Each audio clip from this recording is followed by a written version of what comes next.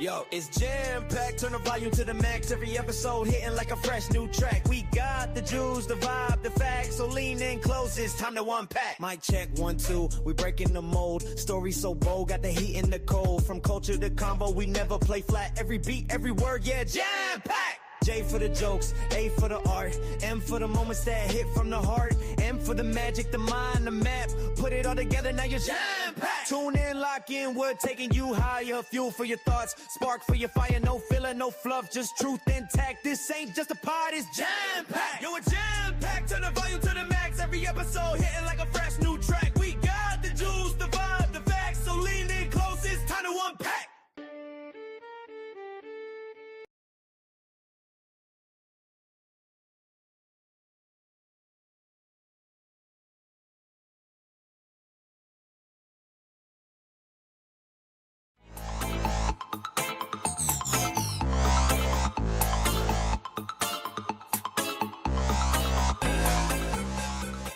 Andrew, do you know who Chase Young is? Yeah, of course. Oh no! My point is, I don't either.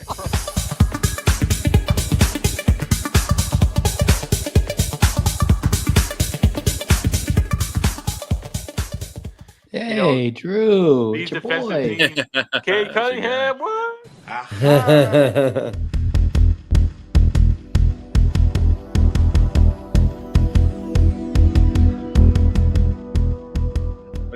Mike, just concede, man. It was about not being in the play-in, bro. Just concede. Just concede already.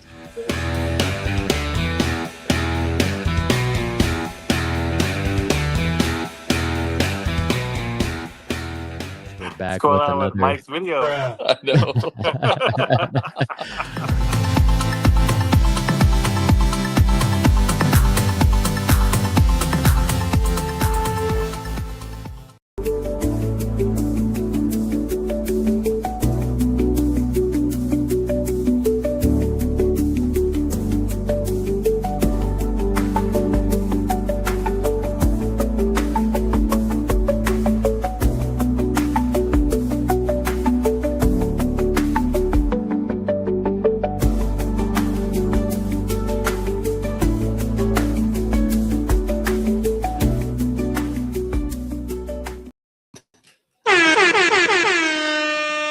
I'm small once again. What up, Jam Packed? Welcome to another episode, live episode 97. I'm MK. I'm your host. Let's get straight into it. Bringing in my guy, JAMM 83. What it do, my guy? What's going on, brother? How we doing? Chilling as always. But you also know we can't get started with the other J and Jam, and that's Jag SB. What's up, boys? How you doing? What's up, brother? Hey, we're chilling. And also I'm gonna bring in. You're not gonna see him, but bro. He'll be the dark space on the left, and Drewski will be the dark space on the right. Oh my God. There's too much. Way too much. I took 2 naps today. If you haven't told, Hey, let's go. tell. What is happening tonight, fellas? We've got some stuff to talk about today. Lots going on in the NFL. A lot of backstory lines. I don't think there's been this much drama this late in the season, competing for number 1 seeds. Mm-hmm. But it's panned out for some fabulous games over the last couple of days. Let me pull up this real quick in our weekly pick'em. Let me pull it up on screen. In our weekly pick'em, we've had quite the. Yeah, it's been rough. Week 17 picks has been rough, except for Tesla. Tesla decided to show up this week and get 11 picks correct. I don't know how he pulled that off. Yeah, way to go there. Unfortunately, even with those picks, you're still in 5th place, sir. Still in 5th place, sir. Bro, how you feeling after still being in 2nd place? Yeah, same response you would have had if you were actually on the show. All right, perfect. So let's get into the picks. We'll run through this week's games and kind of talk about them. Cowboys get the 30-23 win over the Commanders. Although I don't think anybody thought it was going to be this close. I honestly don't think it should have been that close. But did you guys see anything in that game? I turned it on when it was like, I think it was 27-20 when I turned it on. So I didn't even see it. Yeah, I mean, the Cowboys defense was really rough. That's all I can say is that it just seemed like the Commanders just kept putting drives together and really rough defense. I think they know what they need to do in the offseason, but they do need to shore up their defense for Dallas. What was crazy is that they had 3rd string. They're competing against a 3rd string quarterback, right? And still barely won. You still only won by 1 score. That's it. It was wild. Even in this game, even more wild. Another 3rd string quarterback playing against the Detroit Lions. Detroit decided not even to show up. Minnesota got the 23-10 win with a 3rd string quarterback against the Lions. Panic time for the Lions. 1. And how small or is their Super Bowl window closing? Jack, what do you think? I mean, I think their Super window is still open for next season because, like, I mean, it's tough because, the Lions came into the season, losing both of their coordinators to head coaching jobs. There's Drew, let's go. But, like, that adjustment obviously has been big. Like, their offense has still been humming this year. One of the top offenses in the NFL, but obviously their defense has not shown up. And yeah, when you allow a 3rd string quarterback to beat you, like, dude, there's some major issues in Detroit, but I think their window is still open, especially just with the personnel they have. Injuries have plagued them a lot too. So I still think it's open, but they just need guys back healthy, and they need to obviously figure out some things for next season. Thoughts, John? 3rd string quarterback went 9 for 16 he threw for 51 yards, but got sacked 7 times for a total yards of 48. So really it's plus 3 yards and the Vikings won somehow. Like, I don't understand that. That is too many turnovers. So I really think the issues start with the defensive line. I think they need to shore that up. I know they have some injuries, so I totally get that. And I think Jack's already touched on that, but definitely to shore up this defensive line in a hurry, because I don't think their window is open for long. I think eventually and it could be even next season, that they lose Montgomery. There's some noise in the back end that Montgomery and Gibbs, while they tend to share reps, that Montgomery is looking for more, so that he might push to trade or to get himself traded for next season and get to a team where he can be the number 1 back. Do you see a certain landing spot for him? Goodness. I mean, I think if he wants to be a premier number 1, he can go to the Saints. I just don't think that he'll, it'll be a great situation for him, but I think that they would probably pay him well.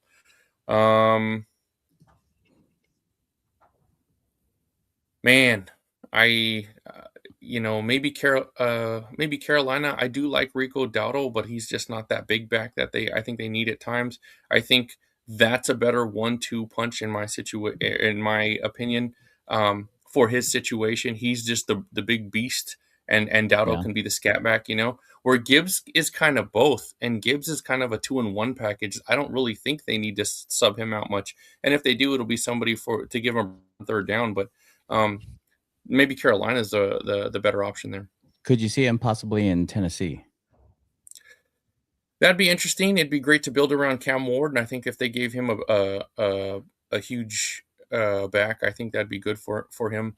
I still think though with Montgomery, because his stamina is not where everybody else is. I still think they'll need somebody to give him a breather, right? But maybe it doesn't need to be as big of a name as Gibbs. Fair enough. We'll have to keep an eye on that for sure. We had the Broncos get the 2013 win over the Chiefs and their third string quarterback. A lot of third string quarterbacks starting this week, and kind of sad to see. I mean, that's just the storyline of injuries for the last 3 games that we just covered. But Broncos, hopefully, they're still fighting for the number 1 seed. That's not completely solidified for them yet. I don't think there's any number 1 seed solidified yet, and the fact that it's coming down to the very last week is pretty awesome. Texans get the 2016 win over the Chargers. Chargers looked just awful. And I don't think I can pinpoint quite when the Texans started turning it on. But the fact that they're at 11-5 right now, it's a sneaky 11-5, a very sneaky 11-5, and I don't think anybody thought that they would be at 11-5, especially with Mixon out. Right, he hasn't played all season. The injuries they've had on offense, their defense has kind of been shoddy, but have really turned it on this last couple of weeks. Congrats to them for getting their win. A huge win, in my opinion, huge win over the Chargers for sure. Oh yeah. Especially because Herbert also started. I believe he got injured, but I'm pretty sure he returned to the game. Yes. Yeah. No, he was in for the whole game. I think so. I think there was just maybe a little bit of worry, but I'm not quite sure there. I know he was still dealing with that surgery on his hand, and I don't know what ended up happening there. Yeah, Baltimore resting him for next week, aren't they? I think they already said they're sitting him, and Trey Lance is starting instead because Chargers have a playoff spot locked up at this point. So they're like, let's just give Herbert as much rest as possible to get healthy for the right.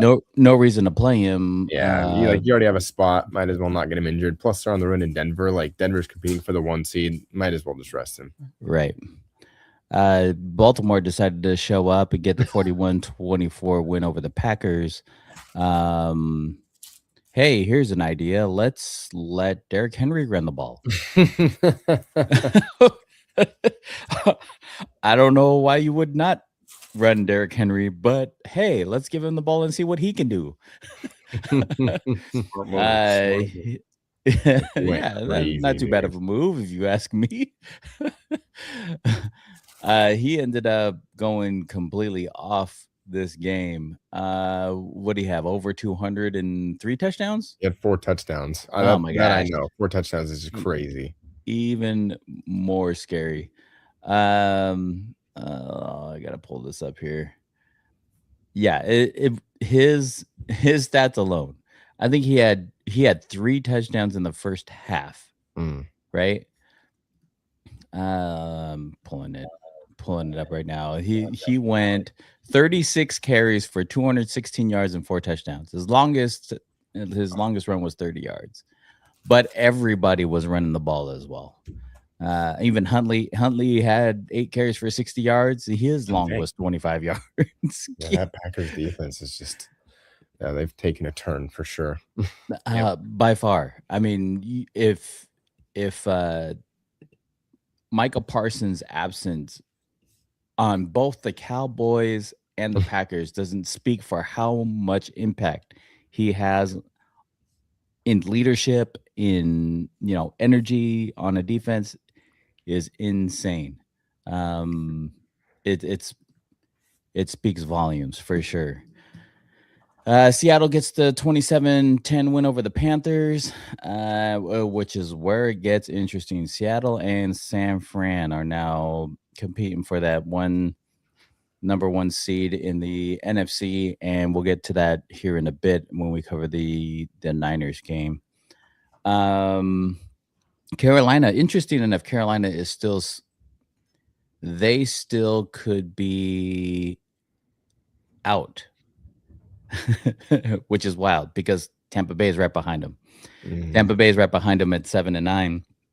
If they win next week and Carolina loses, they could possibly swap spots in their division leaders and make the playoffs. So Tampa Bay is very well in it.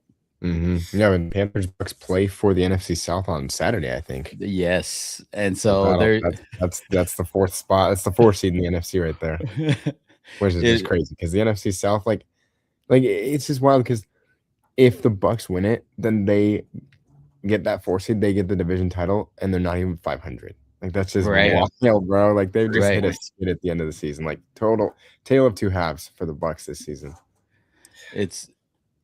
They started out super hot and then lost their consistency there towards the end of the season. But if they can get this win and pull it out, they can still make it into the playoffs. Let's see. We have the Bengals with the 37-14 win over the Cardinals. Although the Cardinals have, and I'll give credit to Jacoby Brissett here for a second. I believe he's unlocked Trey McBride. He's the key to unlocking Trey McBride because Trey McBride holds the record for the most receptions by a tight end in a single season. So congrats to Trey McBride. Hopefully they can find a way to turn that into wins. That'd be amazing. The best tight end in the league, at least statistically. Yeah, Arizona with Jacoby Brissett especially not running the ball at all. I mean, only 13 carries against the Bengals defense, and the Bengals have no defense basically. Like it's just crazy. But yeah, hopefully you can actually do something with that. Let's see. We have the Saints getting the 34-26 win over the Titans. That was the tale of who's got the hottest garbage. You have the 42-10 win from Patriots over the Jets. I don't think there was any surprise there. Just complete dominance by the Patriots. The Patriots and Broncos are going to be shooting for that AFC 1 spot. If you guys have any thoughts in the comments, let me know on anything we covered. If you believe, or if you... Uh-oh. Mike, we lose you? I was like, wait, why did my light turn off? And then Mike stopped talking at the same time. You should jump on here in just a second. We have no host. We can't go on. Oh, man. Well, I think we'll continue a little bit until he gets back on. Yeah. So next game after this, we had the Steelers-Browns. So Myles Garrett did not get the sack record, right? It still escapes him, and I think Aaron Rodgers is pretty proud of that he didn't get that sack record because he didn't want to be the last quarterback on that. But the Steelers did fall to the Browns 6-13. We had the Jags. Let's see if Mike's coming back on. He should be jumping on here shortly. We got the Jags beating the Colts 23-17. So, I think the Colts tried to bring Phillip Rivers back and tried to hold the fort down until somebody got healthy. And I just think it was a good effort. But how do you feel about that? Do you think it's the right quarterback? Do you think they should have reached out to somebody like Cam Newton or somebody different? What do you think, Jack? I mean, I'm fine with it. Like, it's tough, but like the Colts have been similar to the Bucks, in the way of, started hot. Like a lot of people were like, oh, like, are the Colts for real?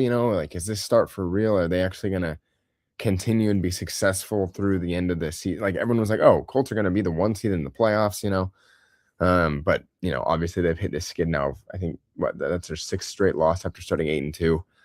So, I don't know. It's just tough because, like, when I first heard the news that Phillip Rivers was coming back, I was like, there's no way. Like, 5 years out of the league, like, I don't know if I trust that, like 5 years not playing professional football to get thrown back into it, even though you're an NFL legend. Like, it's a long time to be off. And he's performed decent.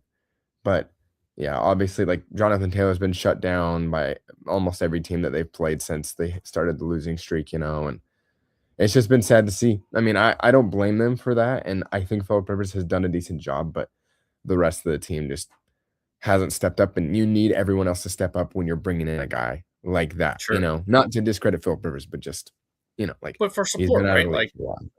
Like I think it's also a little bit of a credit to Daniel Jones. And I a year ago or a year prior, you would not hear me say that, but Daniel Jones held it down this year before he got hurt, right? And so I thought he did a really good job. It's unfortunate that the Colts kind of land where they're at, but yeah, I think with Daniel Jones at the helm, I think they got some promise. You know, as long as they can stay healthy for the next couple of years, I think they're going to be in good shape. I have the Giants beating the Raiders 34-10. That's a pretty interesting lopsided game.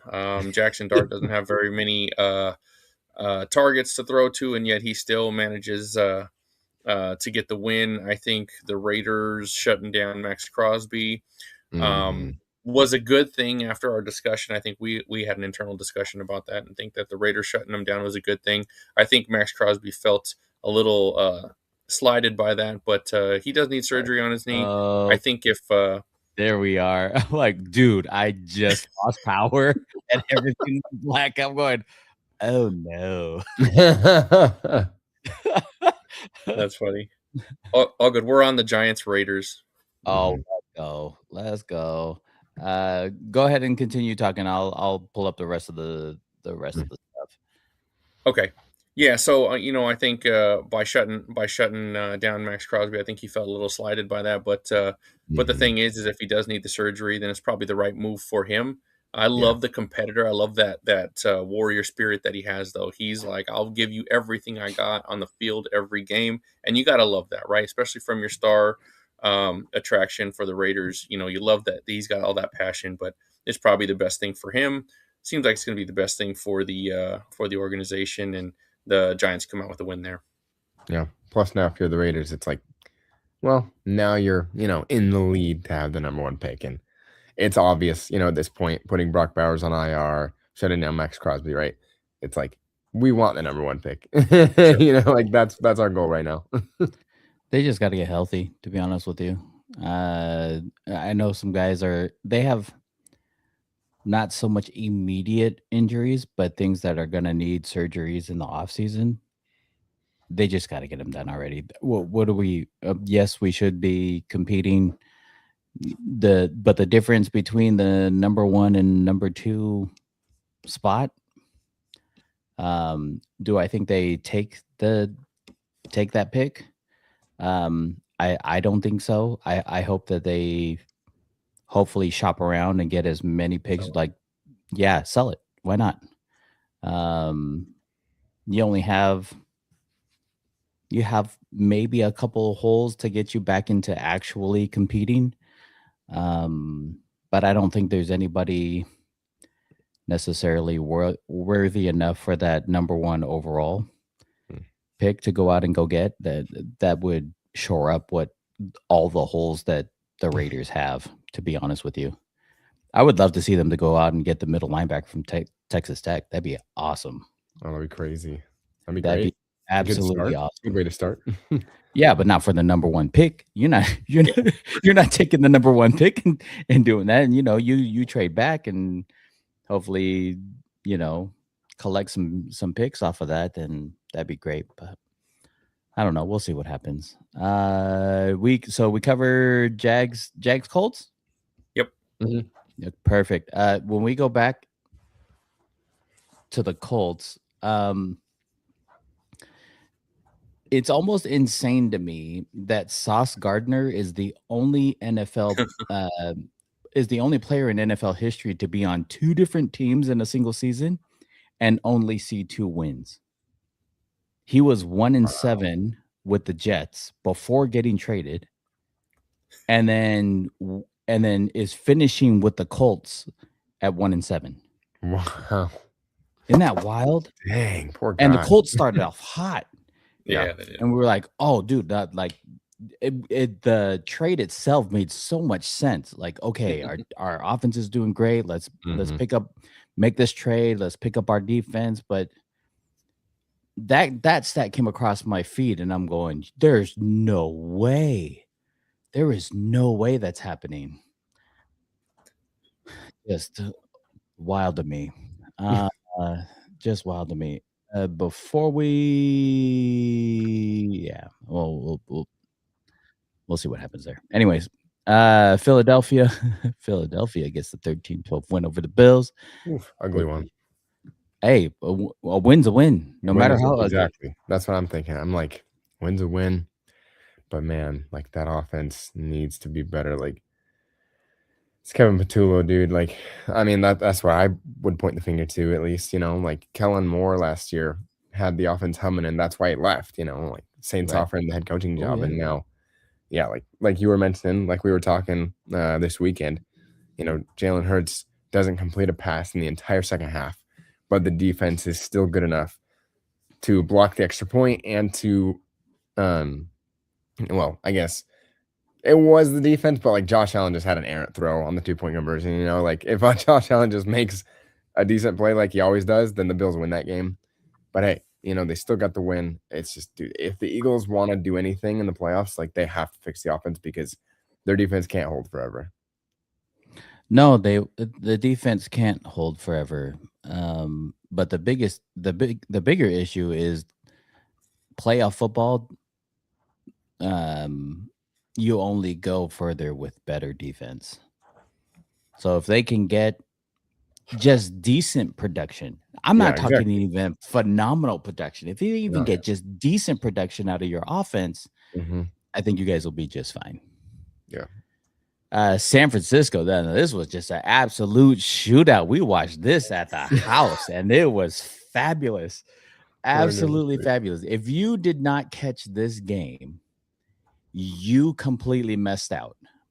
This is the first time ever a regular season game was tied at 7-7, 14-14, 21-21, 28-28, and 35-35 ever. Wow.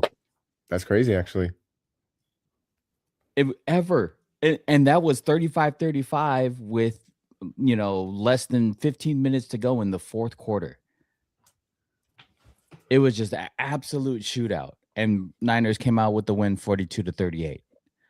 Just absolutely. Yeah, John's smirking over there because he was just loving every single portion of that. Preach to us, John. I was sweating on that game, man. We showed no defense at all until you can say the last couple plays. I think the Bears put up a really, really good game. I think Caleb Williams is the real deal with Ben Johnson at the helm, right, and helping coach him up. I think the Niners really need help on defense because, just like Jack said on the Eagles defense not being able to hold up forever. Well, the Niners can't score 40 points a game every game, and and expect to win those things, right? The defense is going to have to stand up at some point. So, got away with one here. We'll take it, just like Jack says. Sometimes it's got to be ugly to win, but you'll take the win. But Niners are going to need some defensive help here if they're going to get through the stretch in this playoffs. Fair enough. This is just speaking to some of the storylines that are happening in the NFL right now. Joe Tooney played for the Patriots back in 2016. That year, the Patriots won the division and the Super Bowl. 2017, he stayed with the Patriots. They won the division that year. 2018, he was still with the Patriots. They won the division and the Super Bowl. 2019, the Patriots won the division. He was still there. 2020, he was still there. They missed the playoffs. So then he goes to Kansas City. 2021, they won the division. 2022, he's still there. They won the division, won the Super Bowl. 2023, he's still there. They won the division and the Super Bowl. 2024, they were there, or he was still there. They won the division, and then gets traded to the Bears. 2025 wins the division. This dude might be just a certified winner, or just might be a cheat code if you want to win to your division. Just absolutely crazy. San Fran is going to be, Niners going to be playing the Seahawks for the 1 seed. Here's the issue. there might be a pattern going around. 2020 or in 2005, there was a new pope. Seattle won 13 games and then went to the Super Bowl. 2013, there was a new pope. Seattle won 13 games and then won the Super Bowl. 2025, there's a new pope. Seattle, Something's gonna change. Seattle is won 13 games. What is going to happen this year? That's crazy. What is going on? I'm hoping things change because that's insane. Yeah. Tonight's game, the Falcons get the 27-24 win over the Rams. Just an absolute ugly start for the Rams tonight. When I first tuned in, Stafford already had two picks, one for a pick six. Bijan had a 93-yard touchdown off the second pick. I'm going, oh no, this is not good. Glad they were able to bring it back, but something's got to change, man. Something's got to change. You can't lose that bad to a questionable, and I do say questionable, Atlanta team. Because you never know which one's. Go ahead. As a side note for me, so in one of my fantasy leagues, I'm up by 2 points, right? It's 132 to 130 and comes down to this game. I have Stafford and the other guy's got Bijan. Oh shoot! Oh dude. no! I turn the game on and I see that Stafford has 2 picks and Bijan has like 1,000,000 points, and I'm like, well, a million points. I was doing so well. I was so excited because I had Purdy. So it's 2 quarterback league. I had Stafford and Purdy got me 43 points yesterday. So I'm like, man, he brought me back to life. I'm ready to go in this last stretch here. And then Bijan took it the rest of the way. So gonna have to wait till next year for my championship. It'll be good. It'll be good. I have a feeling you'll take that one. and only because Purdy's got to play well this next week. Yeah. Stafford, who knows it? I don't know if they'll play Stafford, but I don't see them sitting him. Like they've got to get clicking before they go into the playoffs. Yeah. And this is just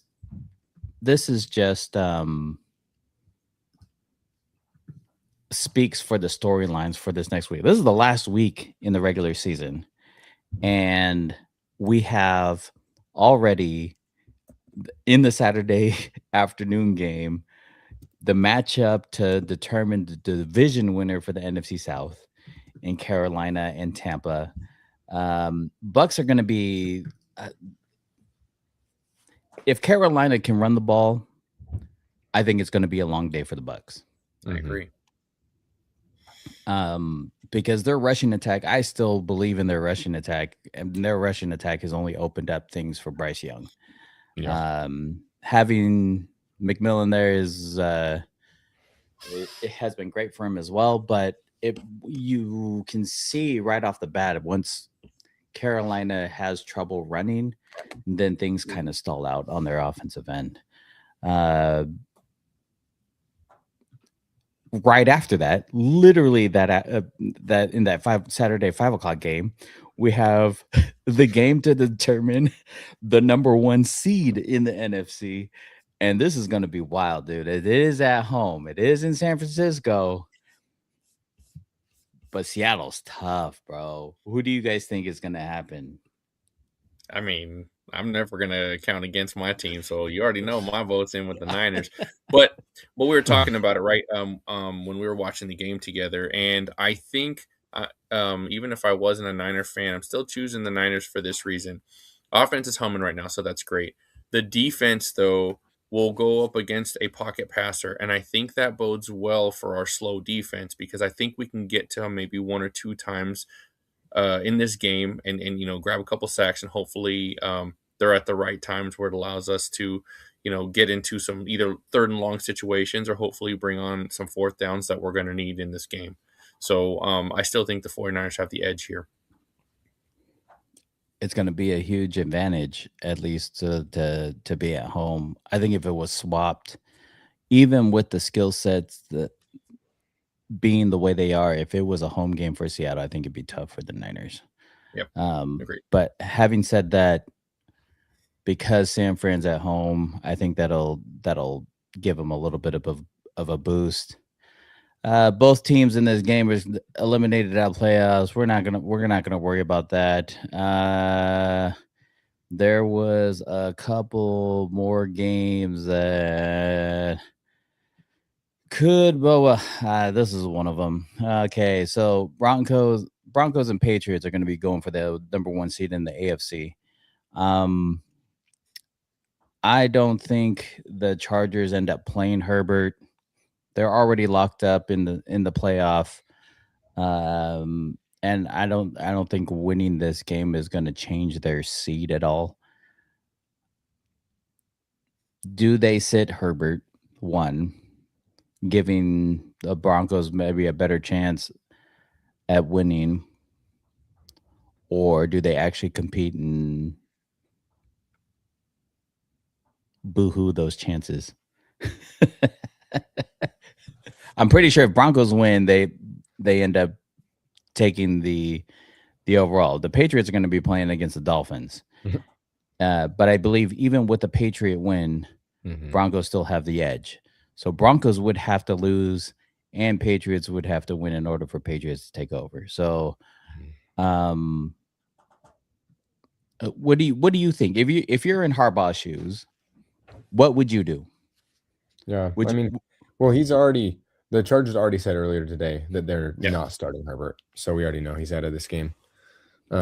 Which I agree with, because it makes no sense. Like, Herbert's hand is already destroyed, so might as well give him some rest, And just rest your starters, just get ready for the playoffs. And it's unfortunate that you give your division rival, a division tie. I mean, they already have the division locked up, but that you give the number 1 seed. But I think it makes sense. It's a smart play for the Chargers. So Broncos take this one pretty easy.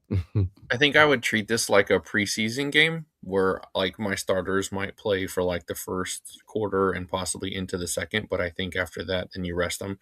But I want my boys tuned up though, because playoffs are a different beast. And sometimes you're fighting for your life and it's a low scoring game and you need everything you can get. But I want my boys tuned up for that. So I'd probably treat this more like a preseason game myself. You are going to have your boy tuned up. Your boy Trey Lance is going to be starting. I don't know. That's not my boy. That is a Chargers boy. Hey, I did not choose him. I wanted Mac Jones in the very beginning, and now we got Trey Lance. So, and what's funny, just as a side note, now I get Mac Jones, which is hilarious because I got Brock Purdy, but I'll take Mac Jones as a great second. Okay, so let's figure out exactly where this lies. Okay. In the standings right now, and I should have drew up a bracket as it was. That would have been fabulous. You have the Broncos, Patriots going for the number 1 seed. It looks like Jacksonville will take that number 3 seed. Pittsburgh and Baltimore are still fighting for that 4 seed. Right?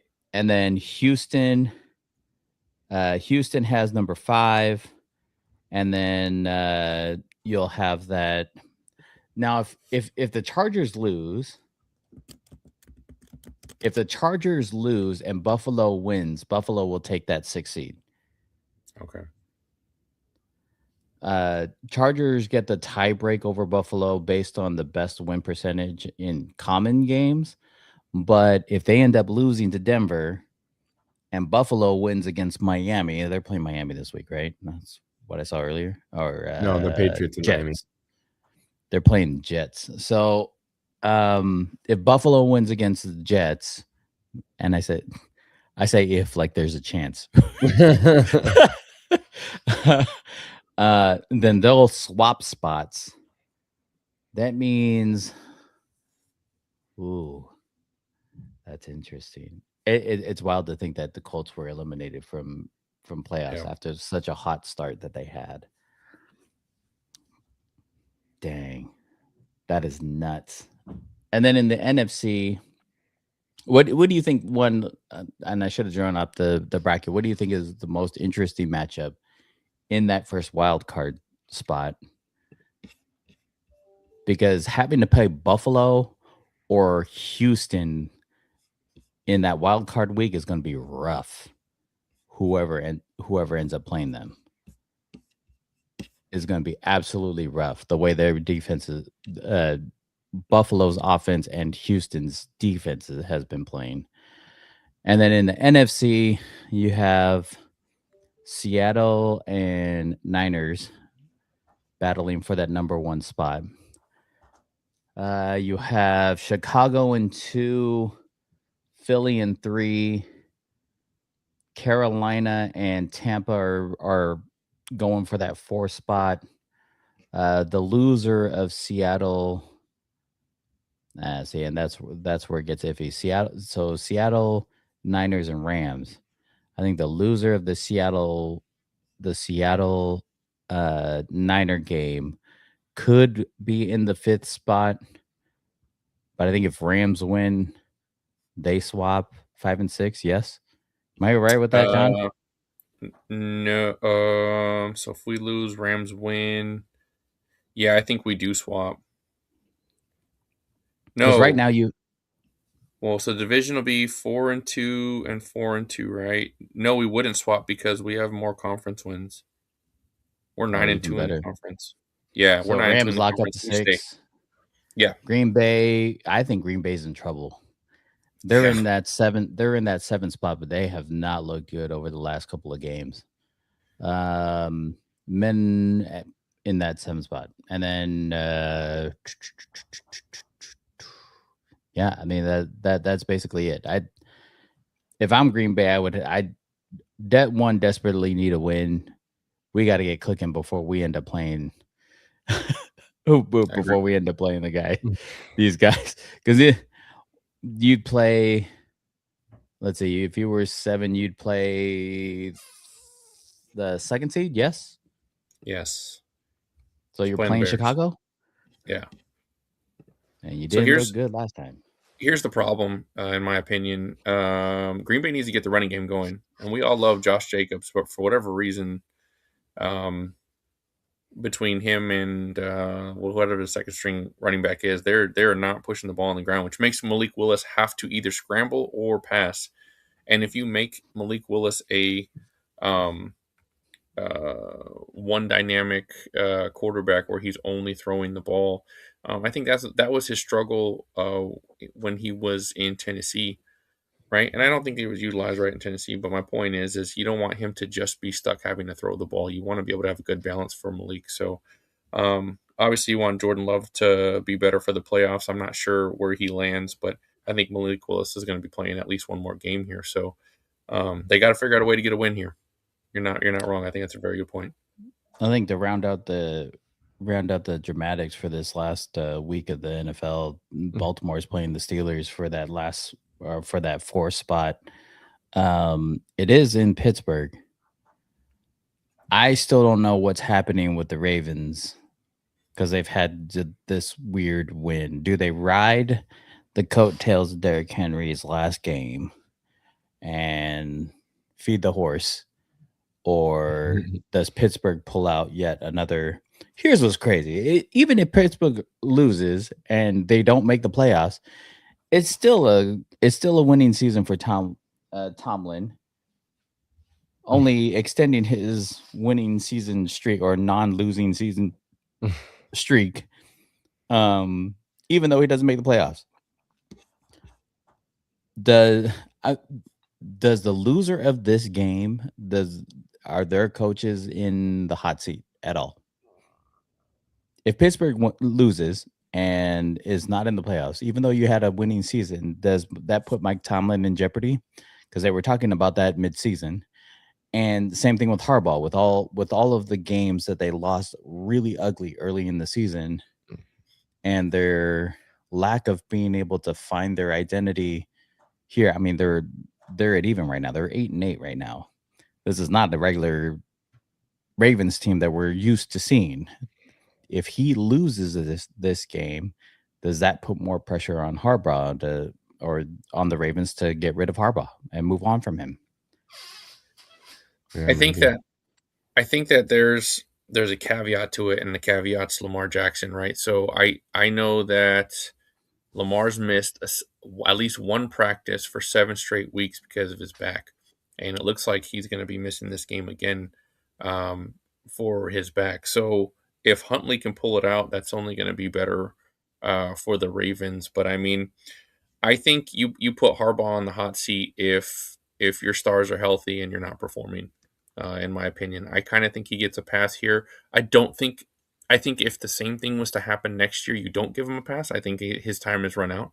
But I think this year he gets the caveat, the little asterisk, right? Especially if they can make the playoffs. I think he's going to be okay. But they need to win, because if not, I think it's not great. I think his seat's warm. I don't think it's hot. If that makes sense. Fair enough. Jack, what do you think?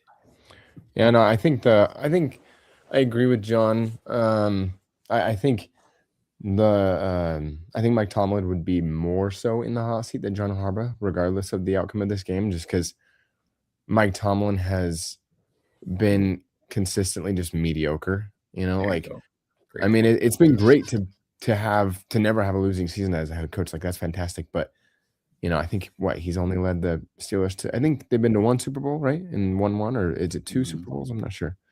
I think they won 1. I think they went to 2. Okay, yeah. It was Cardinals and Packers or something like that. But yeah, so it's just like, it's just been so mid, and with all the stars that the Steelers have had, especially on the defensive side of the ball, it's like, you need to find something else to show for it, and especially in a conference that going into the season, it was like, oh, this is arguably the hardest conference in football, but it's wide open, and the Steelers haven't been able to take advantage. So I don't know. I still like Harbaugh for the Ravens, but at the same time, yeah, like, it's been a major disappointment of a season with how good their team is, but also they've been wrecked with injuries. But I don't know. I think Mike Tomlin is more on the hot seat, but as far as that game goes, I think the Steelers pull out just a gritty win. Like, I don't think it'll be pretty at all for either team. And I think the Steelers will lose in the first round of the playoffs anyway, but I think the Steelers win that game. Here's a completely hot take. You've heard it here first. College bowl games are dead. There's nobody watching them. There is absolutely no storyline in any of the college bowl games that anybody is keeping up with, that has come across my feed as absolute wins, that has come across controversial as far as anything else goes. Why? Because if the NIL is killing college sports like no other.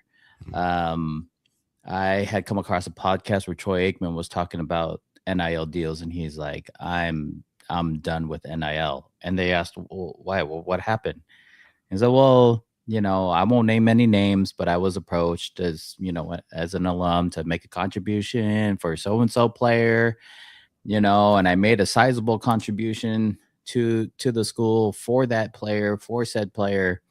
And he said he had an okay season, and then he decided to enter the transfer portal after 1 year. Gone.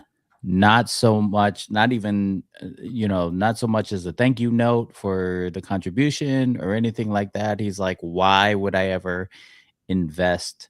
Mm-hmm. Yes, I want the school to do well, but why would I ever invest it knowing that the kid is probably a one and done, and just going to keep moving on?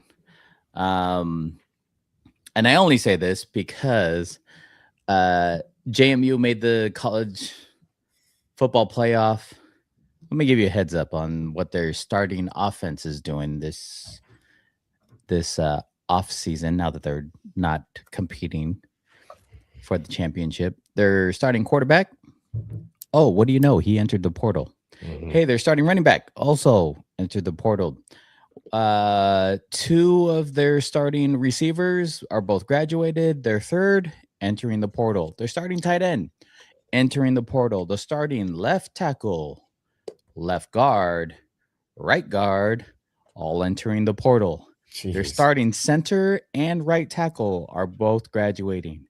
So, to put it into summary, all 11 starters from the college football playoff team will need to be replaced, as well as a few backups that saw action. Jeez. That is wild. You went from all to nothing, bro. All to nothing. I know there's been some arguments about guys. Hey, we need to put in their contracts, in some of these NIL contracts, that they have to stay at least 2 years. That'll alleviate so much transferring from year to year. Yeah. And I mean, you're limiting the kid to maybe doing it twice, as opposed to like every year. Which has happened. This week, and we're on ESPN, obviously. This week, the college football playoffs continues. Let's go. It continues. We got the matchup this week of Oregon, Texas Tech. Who do you guys think is winning that game? Oh, let me go back. Go back. Oh, come on. Dude, this Oregon, Texas Tech, to me, is the toss-up of the second round. Oh, absolutely. Like, I mean, yeah, they are close. Like, they're the closest in seeding, but still, like, these teams are so similar statistically in so many categories. You know, like, they're both number 1 and 2 in explosive plays. Both like that they get like in explosive plays, like successful explosive plays on offense and in explosive plays allowed on defense. And then, you know, they both, like, Texas Tech has the number 1 rush defense in the country, but then Oregon's a top 15 rushing team. You know, and then you have, you know, Dante Moore at quarterback, in my opinion, the best quarterback in the college football playoff. And I think, I mean, if I'm picking a quarterback first in the NFL draft, I'm taking Dante Moore over Fernando Mendoza. That's just me. But they're just so similar to statistically, both on offense and defense. But Texas Tech hasn't faced the competition Oregon has. Mm-hmm. And, you know, like, it's just hard to know how much a bye really matters in the college football playoff, because last season, you know, sorry that I'm going off on a bit of a tangent. You're good. This game, but like, we saw that all 4 first-round bye teams last season lost, so 0-4, you know, and now we go into this season. It's like, well, it's a little bit different because now it's actually the 4 best teams, really, instead of just the 4 conference champions, right? Right. So, dude, this one is so tough, but I don't know, man. It's such a toss-up, but I think just the fact that Texas Tech hasn't been tested like Oregon has, it's so close. I think if I had to pick right now, I'd probably take Oregon, but I think it's really close, and I think it could go either way. I honestly think this is, you're absolutely right. This is probably the matchup of the second round. Because outside of this, Oregon, Texas Tech, you have Bama, Indiana, right? You have Ole Miss and Georgia, and then Miami, Ohio State. I think Ohio State runs away with that one. I think Ole Miss might put up a fight. I don't know if they're dog enough, no pun intended, to keep up with Georgia. But I also think Indiana's got their work cut out for them. Mm-hmm. I mean, Bama is Bama. Even without Nick Saban, I'm like, you still got Bama boys. Like, it's not. You still got the Bama athletes there. It's not. Let's not kid ourselves. It's not. You're not playing. You're not playing Hawaii. It's just a different breed. It's a different breed of athlete. I had coached with a great coach that said, you know, when it comes to playoff football, it comes down. It's no longer about the X's and O's. It's about the Jimmies and Joes. Okay, and he's absolutely right. Like, okay, like I'm gonna figure out who, if I'm gonna get into a fight in an alley, which are the 11 dogs I want to take with me. Give me them 11 dogs and let's go to war. Right? In college football, you got 22, obviously. And then, you got your offensive squad, you got your defensive squad. There aren't very many outside of Travis Hunter who did play both ways consistently. There just aren't those guys very often. But those are the guys that you want. You want absolute dogs on the field. It would be good luck to the schools still playing. All those will be going off. I think the only game going off New Year's Eve is that Miami-Ohio State game. Everything else is New Year's Day. It'll be a fabulous day of college football for sure. For sure. Let me get Bro's take on this. Hey, Bro, I know it's dark over there. Who do you think will win? Yeah, that's what I thought. All right, perfect. Drewski, you got like 5 minutes in order to put up your NBA take.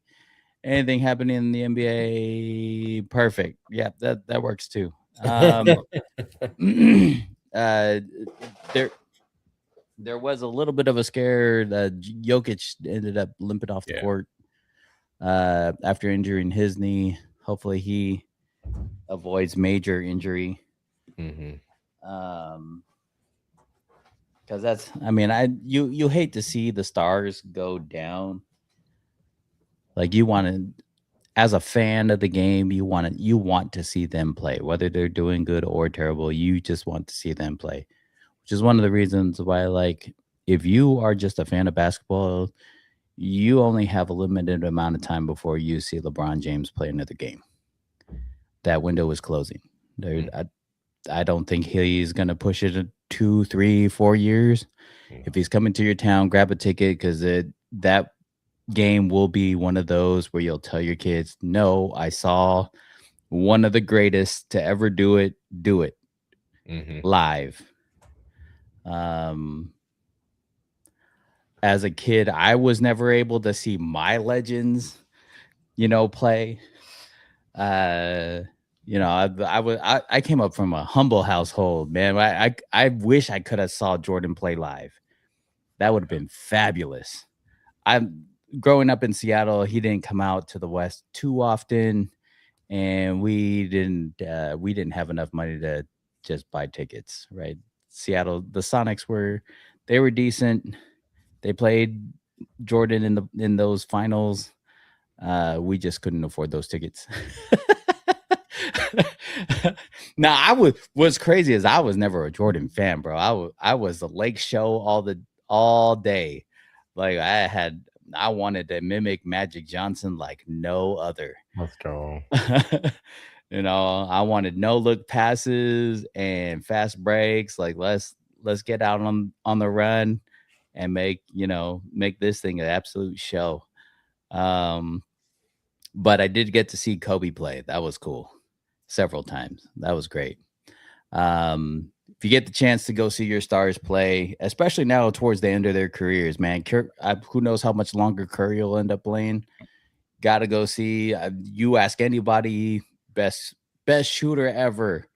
There, I doubt there would be anybody who could shoot better than that and put up those numbers. But make sure you guys go take your kids. Go see the legends, man. I'm an advocate for that. Anything else happen in the world of sports that we need to cover before we sign out? Dude, I don't think so. I think just getting ready for these bowl games, man. College football playoff's going to be electric. I think a couple of those matchups could go either way. I think for the most part, the top seed should take it, but I think it's shaping up to be a fun college football playoff run. And kind of like you were mentioning, Mike, I just like that point of how there are not very many teams resting guys in the NFL this weekend, which is really fun to see because it's like all the seeding is kind of still up for grabs. So it's just fun to see that, like, hey, like this week 18 matters. There's not a lot of garbage bench, time happening. So exactly, I think it's going to be a fun time. especially in fantasy football, a lot of times if you're playing for the Super Bowl, you have to worry if your team is actually going to play their starters, right? Whether it's the very last week, if your league is set up toward the very last week. Sometimes leagues, they'll go a week early so that whoever's in the Super Bowl doesn't have to worry about that. But now, like, this is the first time that I can remember that there have been that many storylines at the very end of the regular season, which is fabulous. Like, it just makes for really good games rolling into the playoffs. Like, I was never a fan of, all right, well, week 17 looks like we got another preseason game before we go watch playoff football. You know what I'm saying, though? Like, they're resting all their starters. Like, why am I watching this game? So it'll be fabulous. I think it'll have some fabulous games in the NFL this week. I'm excited to see it. But we appreciate everyone who's tuned in, man. We love talking sports, talking ball. If you're still watching, please subscribe to us on YouTube at JAMM Packed Podcast. Click on that notification button to view us live. We're live every Monday night, 9 p.m. Pacific Standard Time, although we are changing that come the new year. If you want to watch us live, you're going to end up having to watch us on a different platform. And I'll make that announcement through Instagram. Make sure you follow us on Instagram and Facebook at JAMM Packed Podcast. And you will see all the live updates there. We absolutely enjoy all of this, man. Thank you for allowing us to even do this. We do this whether we record or not, so we kind of bicker at each other all the time. Like last night. That was great.